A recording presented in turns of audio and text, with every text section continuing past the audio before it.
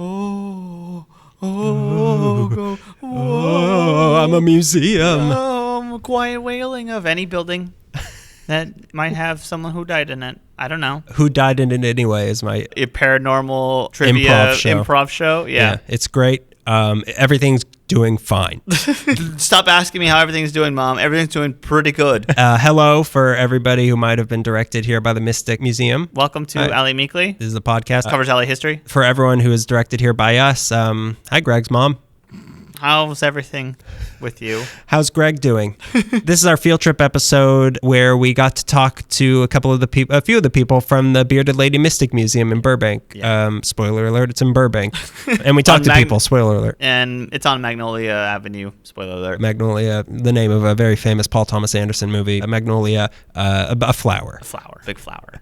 The biggest flower in the whole dang world. And it's not one of those flowers that eats things. Anyways, I checked. It's not a Norman or whatever the name of the plant from Little Shop of Horrors is. Seymour is the guy. Seymour. No, yeah, that's not the name of the plant. No, Feed me.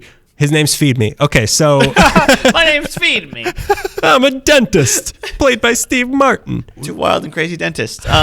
Mixing them all up, aren't we? Two wild and crazy stamens. So yeah, we talked to, in this one, Erick Yarwhistle and Stephanie Jens. Yeah. It was very nice of them to do that to us. Do that to us. Thanks for doing that to us. We're two of the three... owners, proprietors of the place. And then we had a chat with... Yeah, there's going to be the main interview. Yeah. Warning about the audio quality on our microphones. Their microphones, you'll hear everything fine, but ours, a mystic malfunction. Mm-hmm. We bumped it up as good as we could so you can hear us asking the questions. So really, we have nothing interesting to say. They're the ones that are saying the interesting stuff, and you can hear them fine. So, but just so you know. And then after that main part, we have a second part where the microphones do work properly, where we talked to Mystic Dylan, who was sort of a resident medium there, who talked about medium.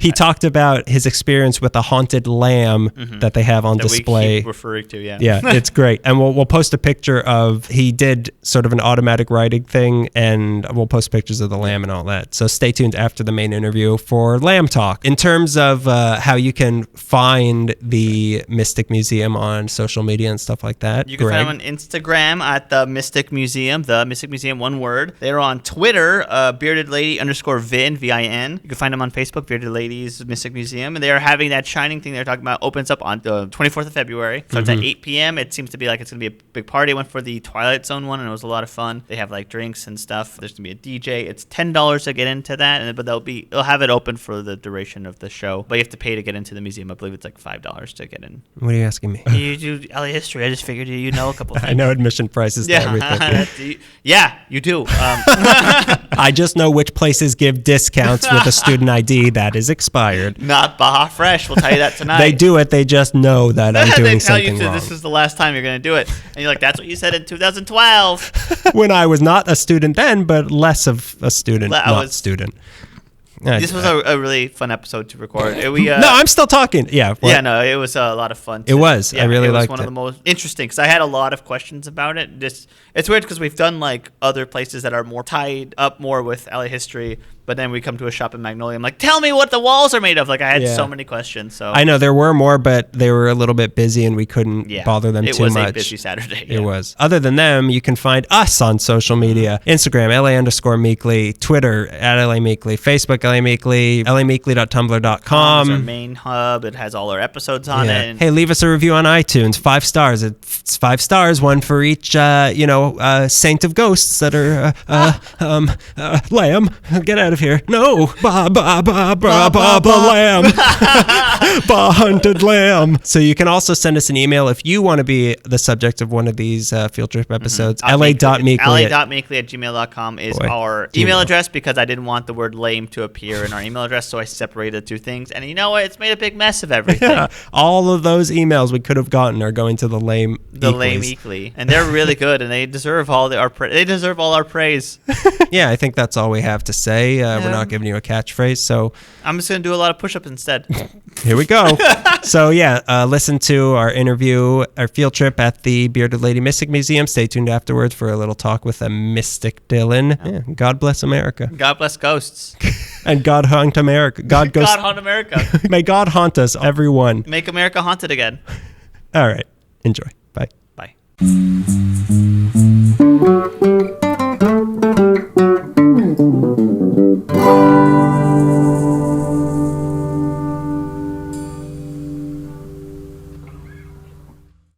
Who are both of you? How long have you lived in LA? My name is Erick Yarwussel. I'm one of the owners of the Mystic Museum and Bearded Lady Vintages and Oddities, and I've been in LA for about 11 years now. I was born here, but then spent my whole entire childhood and growing up in Cleveland. My name is Stephanie Jens, and I am Erick and Kiko's business partner for the Mystic Museum, and I actually am a rare local. I grew up here in Burbank and Los Angeles, so. Ooh, oh, nice. Burbank North. Uh-huh. Somehow more north. Yeah. Where are we? You're at the Mystic Museum, and currently you are inside the actual museum section. There is a gift shop, and you are in our Victorian seance parlors. That is the exhibit we have up now. It's called the Hereafter Haunting. I've been to quite a few things here. I think the first thing I came for was maybe the Twilight Zone show, I want to say. Oh, I came for the regular museum, then for the Twilight Zone show, and then you had a Twin Peaks thing as well, and the flashback video, which was fantastic. Yeah. So you always have really good stuff here. So New I'm really stuff. happy. And we're also doing February 24th is our grand opening of our new exhibit, and it's going to be The Shining. And we're actually turning this seance parlor basically into the Overlook Hotel's bar, so that'll be the grand opening that night. Yeah. I've heard that you're going to get an actor for this area. Yeah. To say that, and also Yeah. the carpet. And those two Yeah, things. the carpet is what's Yeah. drawing me. Yeah. Yeah, that'll be for our pop-up like speakeasy nights, and we'll have them at least 4 of them, 2 times a month on a Saturday, and it's going to be a whole entire evening of entertainment, Shining themed. I'm so excited to see somebody in a bear costume. I think Stephanie said she was doing I that. said I'm going to dress up like, yeah.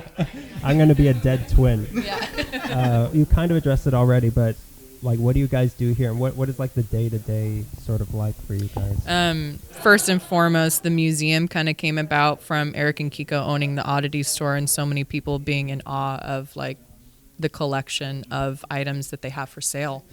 And so us opening up the museum about 2.5 years ago was just kind of curating everything around mysticism and whatnot. But what was important to us was the community and the arts, industry and kind of bringing everyone in for that. So that's why we change it up every 3 months. Because if you've ever been to a museum once, you're kind of good. So we wanted to make it more entertaining and more involved so that our customers felt like they got to be a part of this, museum club basically that we've. It also feels like the perfect area for this, because this whole area of Burbank with like the Halloween town and all that, like it's They the call it vibe. Horror Row. Yeah. That yeah. makes sense. I believe comedian Dana Gould said, "When I die, scatter my remains, not my ashes." Here. That's awesome. How do you do you go out like hunting down things for this? For the exhibits, yes, because we try to make it more of an exhibit and less of an art show. So you are gonna see like vintage memorabilia. You're gonna see, yeah, you're gonna see like displays purposely made, photo opportunities, things like that. So it is tracking stuff down and taking time out of the day to make sure that we can hit up some of these memorabilia stores or even just searching online. But yeah, we want to make it more than just artist renditions, even though that is a huge part of it, and we do support a lot of local artists and national artists. But we're like, this has to be more than that. You have to come in and experience something. Like you had the medium, you've got your go-to people to sort of verify stuff. Oh, me. What's this place's role in the city? And if you want to go in even deeper, like we were talking about, like Magnolia and also Burbank. Yeah, I don't know. I feel like I can answer that. The role in the Let city. me answer.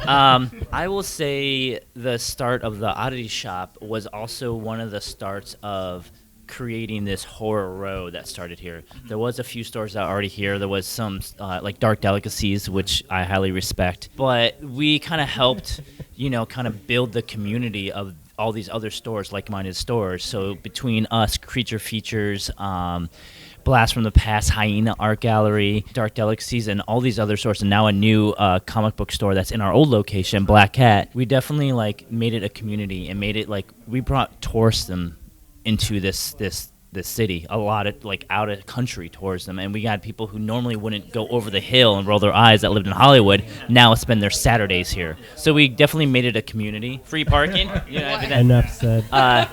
Creature Features was an older store that reopened after we opened, and that kind of like sealed the deal to have a lot more of these stores and have making it a walking district for this kind of stuff. And then like we recently saw a news article saying that the Mystic Museum has helped up the value of the houses in Burbank. Really? So that's one thing we contribute to the thing, and a museum.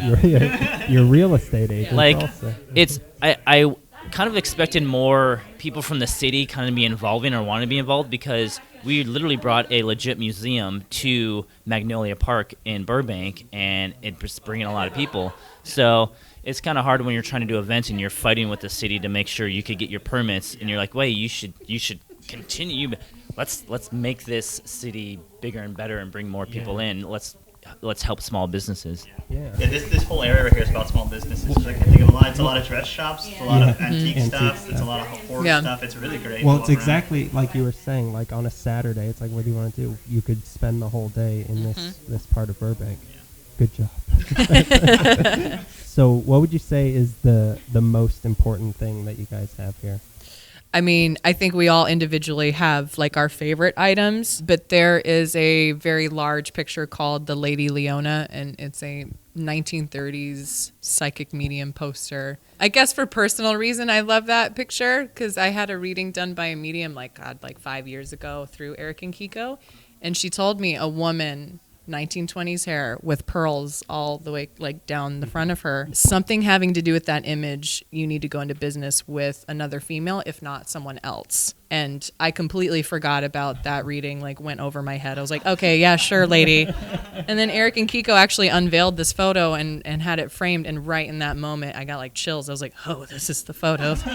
So I personally like that one. But I mean, our huge Ouija board collection, I think we have one of the That's largest. my thing that I really like. But the photo too, getting back to the photo you're talking about, we had it for a really, really long time. When we bought it, it came shipped to us, and we never even unpacked it because we knew we were going to use it for something like this. Like we weren't going to sell it, but we wanted other people to see it. So it's something that we had but never unrolled it, never unpacked it. And then when we got it, when we opened up, we got the lease here, and like, let's get this thing framed. And we opened it, we're like, this is way bigger than I thought it was. It just kept unfolding and unfolding and unfolding. I was like, this is amazing. But the two things that I find to be really important here is the Ouija board collection, because we now have one of the largest in the country. If you count the Ouija boards, the similar type of boards like ESP boards, the Halloween fortune-telling boards, and the ephemera, the old advertisements, original advertisements, all that kind of stuff, we definitely have a really large collection. And so if you're into the divination tool, which is known as the spirit board, you would really like to come here. Like, we now have, for the first time, the entire collection on display. And we wanted to have that for the seance parlor show for the hereafter, because we knew it ties in a lot. Do people, like you were saying, could they come if they're like, researching the history of Ouija boards or something? Do people ever come in to like research your stuff? Or the closest we got to that was, we do have everything labeled by year and company that made it, but the closest thing we got to that was the movie Ouija, the last one that came out. They actually bought props. Yeah, really? They bought props from us to use in it. So, but we do plan on doing seminars, which me and Dylan have done at like conventions like Midsummer Scream. We did a Ouija board panel, and we had a very large turnout where all the seats were taken, and it was very unexpected to have that thing. So I think we're doing it again this year at Midsummer Scream, but I go into the collecting aspect of Ouija boards and the value and the history, and then Dylan goes into the medical, physical side of that. Oh, that's me. Okay. Yeah. I keep doing that. What would LA be like without this place? Horrible. No, I think what's cool about the museum and all the detail that Erick just went into as far as the mysticism aspect, I think because of the art shows and the horror-themed exhibits that we do in film, because we're in like Media City, it kind of offers something for everyone. So I don't know what people would feel like without it, but again, I think we offer that event space for people that love to do something and love to go somewhere and be around friends and like-minded people. So that's kind of hard to answer. Like let's hope no one will find out what it's like without us here. But I do believe it gave, especially the younger generation that's getting into the paranormal and things like that, a place to go, but also have fun at the place. It's not just serious, metaphysical things and stuff like that. It's fun, but we also have this community in this club that we started called Club Coven, and it's for anybody who has any denomination of witchcraft or the lack thereof, but want to know about it, but want to get together. And instead of being an actual coven where you have to stay true to what you follow, it's actually for anybody, and you come in and discuss what you learned for the week, what you want to learn, you want to do that. So we do a lot of meetups, and I think without that would be a shame, because we definitely have opened up some people's eyes. We've created a safe space for people that want to practice that kind of like religion, I guess, for lack of a better word. And we even created a safe space there of people that Catholics or Christians, but still want to be involved in that aspect as well. And so it's just, that is probably the main thing that we do as far as creating a safe space in the community. What is the strangest thing that's ever happened here? Was it what we just did today? The one and only time that I've ever personally seen a full-bodied apparition was here, and it was at 3 p.m. Like, it wasn't like spooky hour time at all. It was when we first opened up the museum, so it was a little more quiet, and we didn't have the oddity store next door, so I was by myself, and I was in the doorway of the entrance, and like, man, turn of the century looking, like, it was so deep. I could see the wrinkles like in his clothes. You immediately see me in the camera like run to the camera, like our recording system, to see if it captured him. But yeah, so I've seen that, and then when I read with the medium again, she actually told me who it was, and we filmed a Korn music video here. And yeah, pretty strange. Yeah. No, Korn with a K. It was a promotion for the agriculture. Yeah. The director is a good friend of ours, and he brought this antique camera, and I'm actually in the music video, so he blocked me, basically, like had me sit down in the camera. So it was literally 5 minutes after he left with the camera is when I saw that apparition. And when I had a reading with the medium again, she said there's something having to do with like film, a camera, something. I think whatever you saw was attached to that, and I didn't even tell her about that. So I was like, it was him. So thanks, Korn. Thanks, Ryan. We all give thanks to Korn. So that's the weird. But Eric has a crazy. Yeah. Well, I was telling you a crazy story. But one of the strangest thing is waking up here drunk one morning. Oh, yeah. That was after the grand opening when we first opened. Yeah. No, that wasn't the slashback. That was the grand opening. Yeah. Oh yeah, but that was Slashback. That was Slashback and the yeah. We literally were working from 10 a.m. till 4 a.m. for 40 days straight. Yeah. I lost 50 pounds. That's how you do it. And then so the opening of the night, we I imagine you were just like sitting around train. I'm not a heavy drinker, and I don't go drinking every night, but during that time I didn't drink at all because I was always working. So the grand opening, after we shut the doors and locked it down, we each grabbed the leftover bottle of wine and we just put on music, we danced all night, and all of a sudden I remember waking up the next morning. I had to open up the doors for the shift the next morning. I was like, actually, I think she walked in and I probably was passed on the floor. I was like, oh crap, I didn't even go home. Now I have to do a 14-hour shift. Yeah. Besides for that, it was that what I was telling you with the ghosts running across the floor and freaking me out. So what's this place's best kept secret in your opinion? The dead body underneath the bar. I'm just we kidding. got it. So Yeah, we got it. Tell me to go. I guess maybe not a secret, but people don't really know is the actual amount and quality of museum pieces that we have. I don't think people fully take the time to walk around and look at everything. Like, there's business cards from the 1800s from psychics. There's super, super rare, like, items that are here. And so it's really hard to get that across and out there and promote it as that, and people come to see that. So that, and then you could rent the place for your own private birthday party. It's not a secret, but people should know about that. Yeah, we had 2 weddings. So I don't think we have a secret or anything. We just have things that should be more known that aren't like as out there as they should be.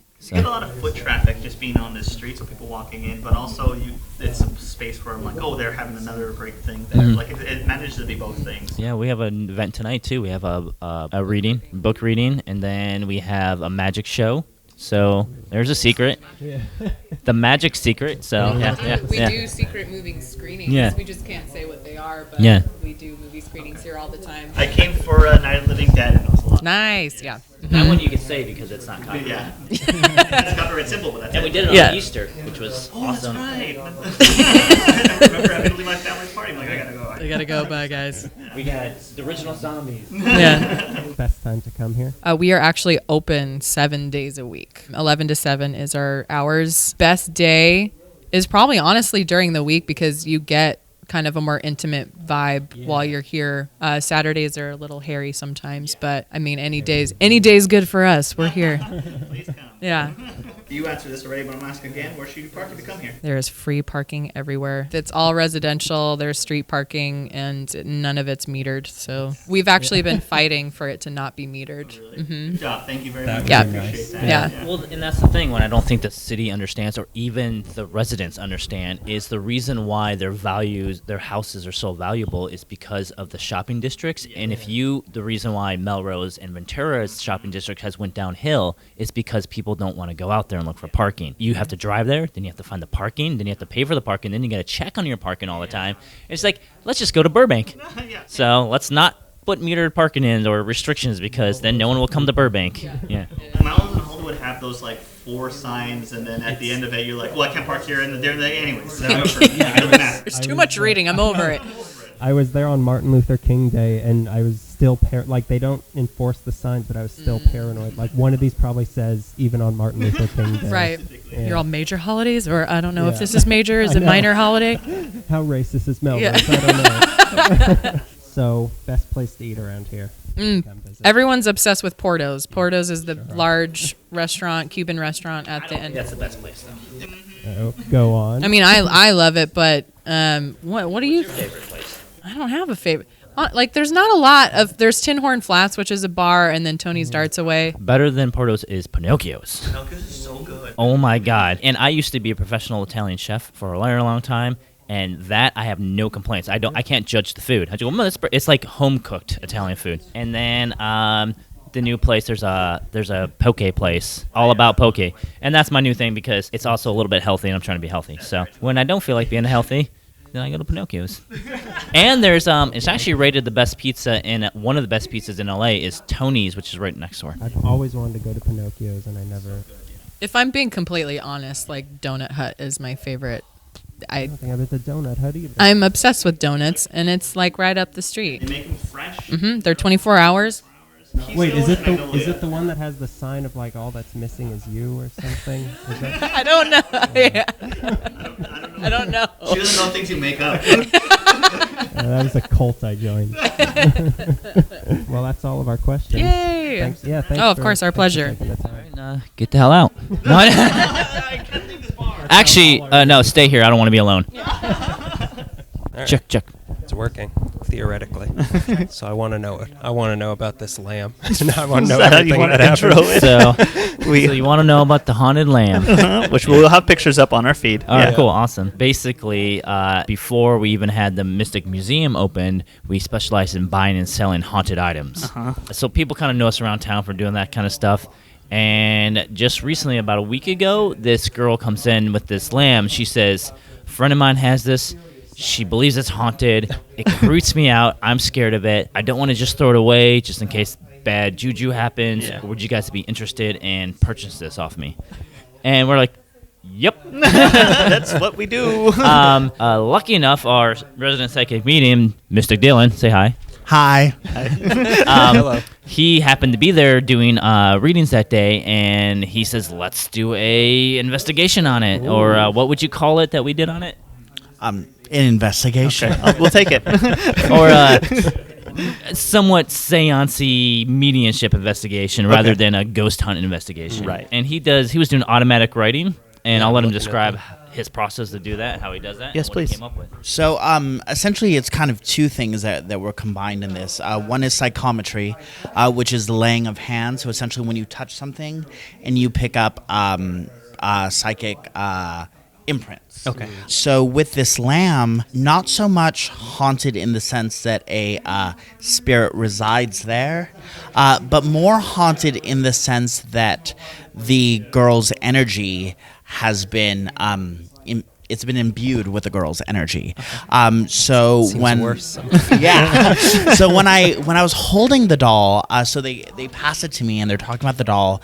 I immediately wanted to cry. It was just this feeling of sadness. Yeah. So when we went to the back, I have a process. So we burn mugwort, which is an herb used for spirit communication. That's actually found in wormwood and in absinthe. Okay. And it's been used a long time for that. And it kind of opens the senses. But I was holding the doll and I just kind of, as I channeled, one of the things that came through was just this little girl in her room. Her room was pink with all this plush, and she was holding this lamb, clear as day. His eyes are closed, and he's writing.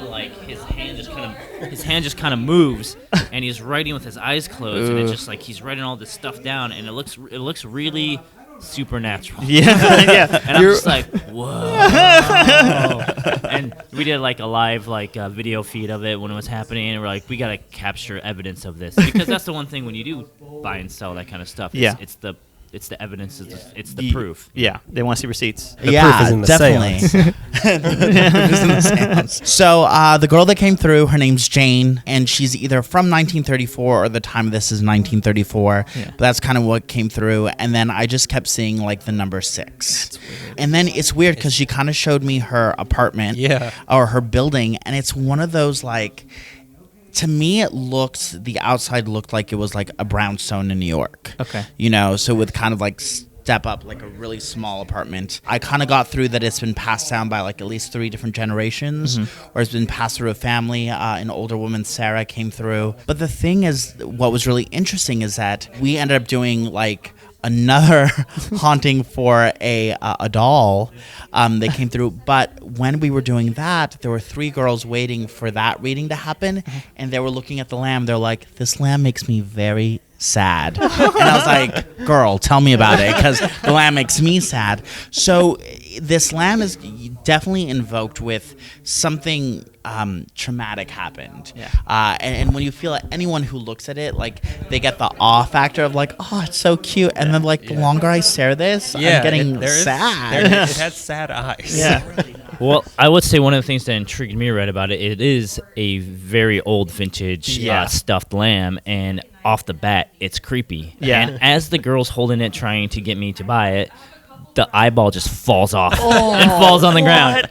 And I was just like, yes. I was like, the creepy factor just ups this to me, this interest of this thing to me. And the fact that he could do this, his automatic writing and his intuition was just great, because that sealed the deal for me to buy it. Yeah. But then I noticed he wrote down 1934, and this doll is literally from that time period. Really? Yes. And you can actually tell. I think it's probably handmade, or it's definitely handmade. Yeah. But I believe it was either made for the girl or something along those lines. It's weird because it was almost on repeat. Okay, so that's what makes me think that it's kind of that psychic imprint. Something must have happened where she was holding that doll and she witnessed something. Yeah. And usually in those cases, it's just there. It leaves such an impression. So it was just that scene again and again in my head, almost on loop, like a film. Yeah. Wow. Yeah. Because I was gonna say about it, which we've already talked about. It's not a cute lamb either. Like I said, it's very of its era, which is just practical. This is what a lamb looks Yeah, this is what very almost archaic. Yes. Yeah. Yes. Yeah. That's perfect. Wow, that's all terrifying, and I want to get away from I've it. never seen this on So does paper. anyone want to buy a haunted lamb? No? Come on. Now that we We have, put the eye back on. You could find it at the Mystic Museum. well, thank you both Yeah. very much. Yeah, That's great. no For taking us through problem. that. Thank you. Yeah, thank you. you.